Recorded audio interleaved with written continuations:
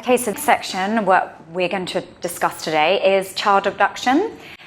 So if I give you a scenario whereby Dan and Lucy, both expats, are here in Dubai and they have a child of 5 years old called Sam.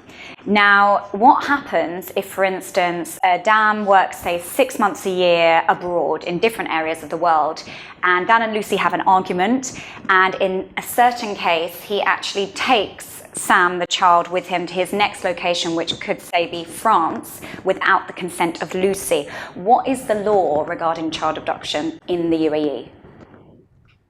You mean husband-child abduction? Yes. And then we can do wife-child abduction, yes.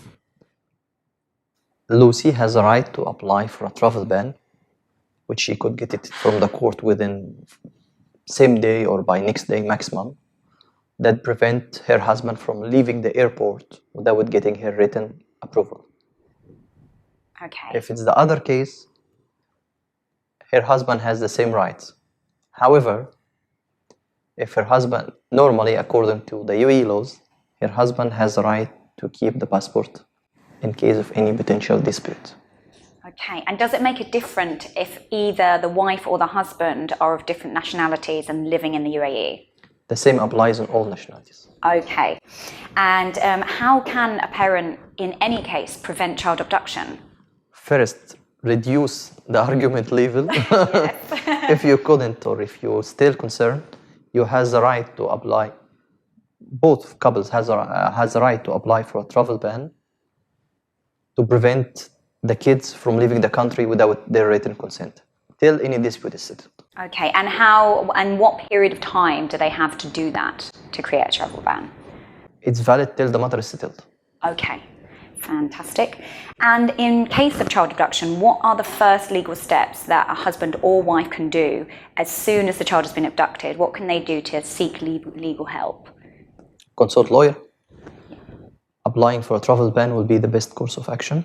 If the parents, if the client doesn't have the child passport, he should at least make sure that he has the marriage certificate and copy of the passport, or at least passport number. So getting the travel ban through using that passport number and the marriage certificate would be much faster and easier.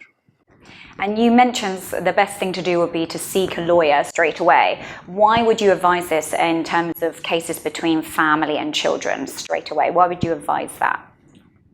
The requirement to make sure that the marriage certificate can be used in the court. If it's in English, it has to be translated through legal translation office. Then if it's from abroad, it has to be fully attested.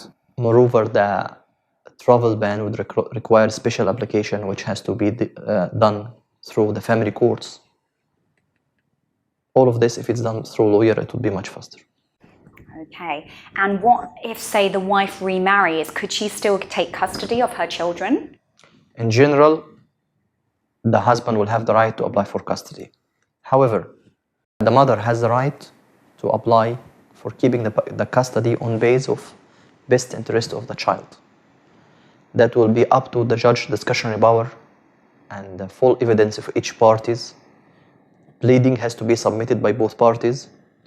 It's very common.